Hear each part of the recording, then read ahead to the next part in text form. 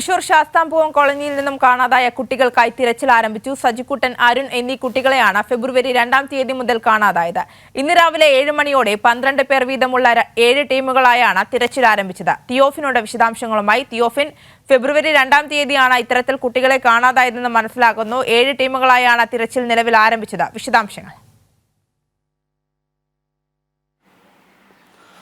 ആര്യ, ഫെബ്രുവരി 2-ാം തീയതിയാണ് കുട്ടികളെ കാണാതാകുന്നത്. രാവിലെ 10 മണിക്ക് ശേഷം ഈ കുട്ടികളെ ബന്ധുക്കൾ കണ്ടിട്ടില്ല. ഇവർ എവിടേക്ക് പോയതാണെന്നുള്ള വിവരവും ബന്ധുക്കൾക്ക് ലഭിച്ചിട്ടില്ല. എന്നാൽ ഇവർ അടുത്തുള്ള പ്രദേശങ്ങളിലും മറ്റ് അകലെയുള്ള ബന്ധുക്കളുടെ വീടുകളിലുമെല്ലാം കഴിഞ്ഞ ദിവസങ്ങളിൽ അന്വേഷണം നടത്തിയിരുന്നു. ബന്ധുക്കളുടെ വീടുകളിലും ഇവർക്ക് അന്വേഷിക്കാവുന്ന സ്ഥലങ്ങളിലും അന്വേഷിച്ചിട്ട് കണ്ടെത്താത്ത സാഹചര്യത്തിലാണ് കഴിഞ്ഞ ദിവസം വെള്ളിക്കുളങ്ങര പോലീസിൽ ബന്ധുക്കൾ പരാതി നൽകിയത്. ഇതിൻ്റെ അടിസ്ഥാനത്തിൽ വെള്ളിയാഴ്ച അന്വേഷണം നടത്തിയിരുന്നു. ഇന്നലെ പോലീസിൻ്റെയും ഫോറസ്റ്റ് ഉദ്യോഗസ്ഥരുടെ നേതൃത്വത്തിൽ കാടിനുള്ളിൽ ഏറെ നേരം വൈകുന്നേരം വരെ തെരച്ചിൽ നടത്തിയിരുന്നു. എന്നിട്ടും കണ്ടെത്താത്ത സാഹചര്യത്തിലാണ് ഇന്ന് കുറച്ചുകൂടി വിപുലമായ രീതിയിലുള്ള ഒരു തെരച്ചിലിലേക്ക് തീരുമാനമെടുത്തത്.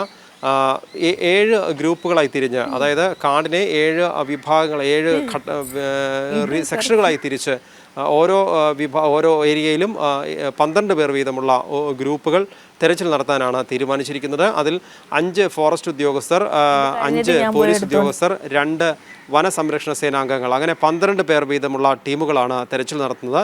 ഇത്തരത്തിലുള്ള തെരച്ചിൽ രാവിലെ 6 മണി മുതൽ തെരച്ചിൽ ആരംഭിച്ചിട്ടുണ്ട്.